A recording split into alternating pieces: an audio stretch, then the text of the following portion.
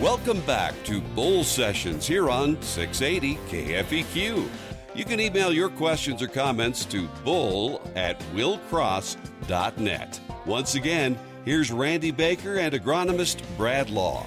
Back on Bull Sessions, Bradley, what was you talking about? I was so flustered, I've forgotten. Well, you were too busy taking notes is what you were doing. You remember we got guests coming up, and Yes, I want you to I be know. on your best behavior. I am. I got my good red boots on for behavior. You know, our next segment, we're going to be talking to Frank LaPlaca, Chicago commodities trader. And he's not with the mafia. You promised me he's not with the mafia. He's Italian from Chicago. Why would you think such a thing? I don't even know where the docks are here in St. Joe, so I'm not. There's no docks here in St. Joe. Okay, and I'm not meeting nobody down have a there. waterfront here. No, we've got a river. Okay. But, and then, of course, too, We later gotta focus on, we on got the to farmer. focus on our farmer. We want to be sure and we want to highlight, showcase our American farmers. Yes. Always. And I know our American farmers now know ways to use the farm to avoid social events they really don't want to go to in the first place. You are an And educational I am not guy. responsible for the reaction you get when you use those if you don't use them properly. Oh, you're not? I'm going to put a legal disclaimer in there. Uh-huh. No, I'm you've not. done this. They can always say, well, I learned that from Brad on Bull Sessions. And remember, on if you, 680 if you have any disdain or sharing experiences, how those did not work, you send those to Randy, not Brad. Oh, why do I put up with you? Well, we're going to talk about marketing today, aren't we? Do you do that?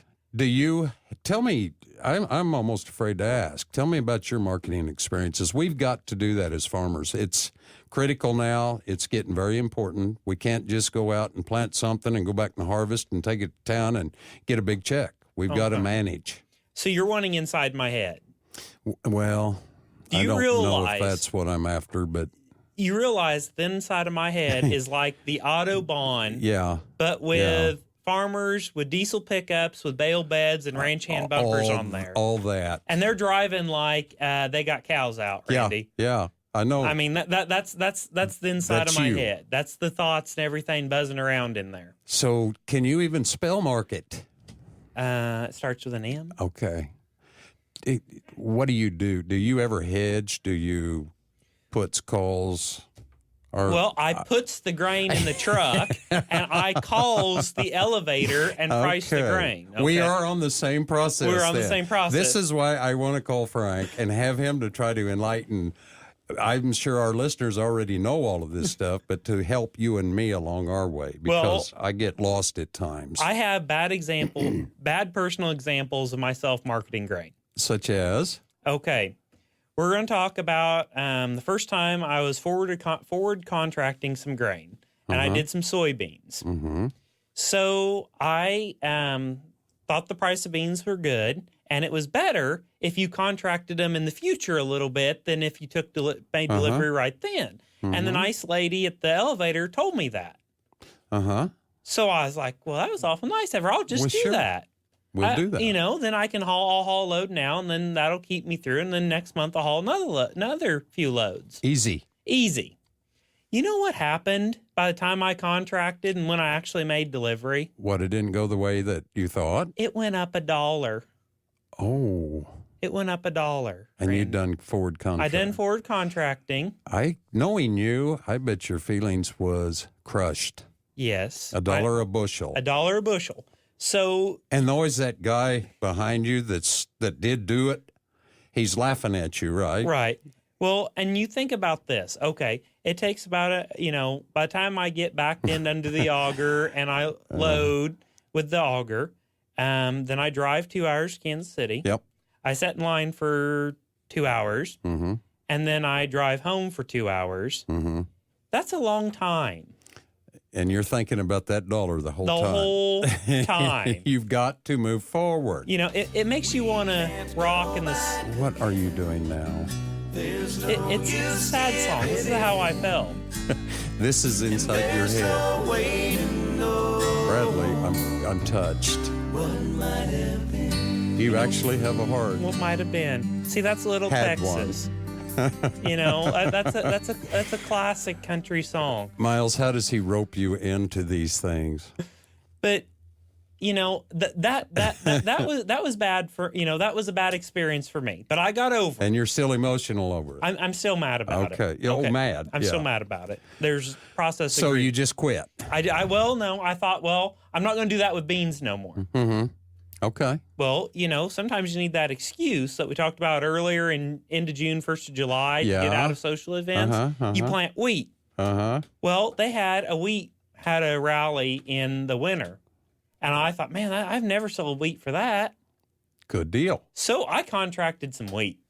Good for you. I was proud of myself. You're going to hit the mother lode. I was good. Well, you remember that Easter that it froze? Something went south. That's the year that I forward contracted wheat. Didn't work so well. Well, how do you feel when you've got this stuff sold and they want that wheat? You agreed to deliver it to them. Yeah. That many bushels at that price. What if you don't have those bushels? You're kind of in a predicament. Yeah, I was worrying that I was going to be up a creek without a paddle. Yes. You know, because there gets to a point. We talked about my. I'm not laughing at you, Bradley.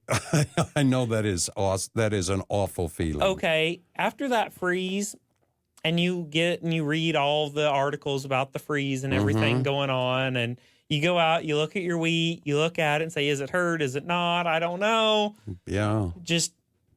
You keep worrying about it, and you don't sleep. Because you're like, did I really just screw up? You know, because what happened, and I was like, and you're new to this game anyway. You're new, and your first example cost you, basically $1,000 a truckload, and you're looking at me because I messed up, didn't I? Well, I wasn't going to say anything, but since you brought it up, well, I mess a lot of stuff Miles, up. He didn't set the timer, so you're going to have to carry me. Bradley. We have a little cheater in here with a stopwatch so we don't run over. And my job is to hit the reset button at the front of every. The only job he really has to do, and he blew it. And I told Randy before this all started today that I was just going to totally ignore everything. And you did. And I did. That's all right. We're just going to sign off right now and walk on out, okay? We're just done. But that wheat freeze, I figured up that I had to get so many bushel per acre just to cover my contract. And it was like 10 or 15 bushel. So was you upset over that? I mean, surely you could do that. I was nervous, and I'm like, you know how horrible it would be to have to buy wheat from somebody else I've at a higher price than you contracted it just to deliver it to them. And when they know that you need it, now we're negotiating. Well, you have no say-so in the negotiation process. You just got to write the check. So that was two bad examples of my marketing skills. But there is other things you can do other than, like the forward contracting, and a lot of that is, a guy told me once it's like going to the boat and playing the crap table or the penny slot. I don't know much about those things anymore, but, there is quite a wide range of what you can do now. Yeah, and a lot of them is safe, hedging and so forth. And I don't know either. That's why I wanted to call Frank and have him talk to us, our listeners, and see if, we can get some heads up on some of this stuff and what we should do. Now, I do have one good example. Okay. I put everything in the bin. And I filled all 3 bins, and I had beans that would not fit. I took them to town and sold them. I wrote that down. The price. Yes. How many bushel at the price. And then I kept a running tally of every load that went out and the price. Yeah. And the market was going up. Oh, you caught one. The market kept going up.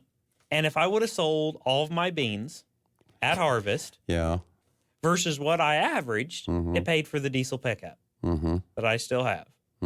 So it can work in your way. That's why this is so serious, because one little call and say sell it, or one little decision like that I'm just a little peon-sized farmer. Well, yeah. And it was, it was more than what you pay me. we can't afford that. So it can be a huge deal that to try to get all we can out of those bushels that we raise. Funny you related it to a pickup instead of like money or something. Well, you got to, well, if I do this, that's a pickup. Exactly. Or, if I do this, that's a load of fertilizer. Mm-hmm. Or if I do that, I could, Yeah, and that's how we want to relate, have Frank to kind of relate, because he will. He knows this game inside and out. And you promise he's not with the mafia. No, I promise. Okay. He's straight up. Straight up. Straight up, or I wouldn't be dealing with him. You know that. Okay. I don't know. You've been wearing that leather jacket around. That kind of had me wondering. I am going to Chicago in December, for our ASTA meeting out there. But I don't, no gangsters. No gangsters. No gangsters. No gangsters.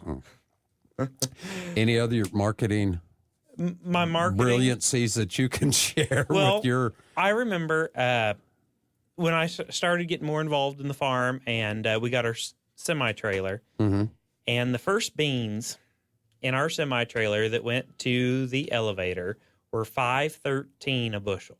$5.13. And it's not that old of a semi-trailer. And the first corn was $1.51, I believe. So that makes the markets look a lot better. Well, we're going to talk more about markets with Frank, and you too, if you want to. So we're going to get out of here, and we'll be right back with more Bull Sessions on 680 KFEQ.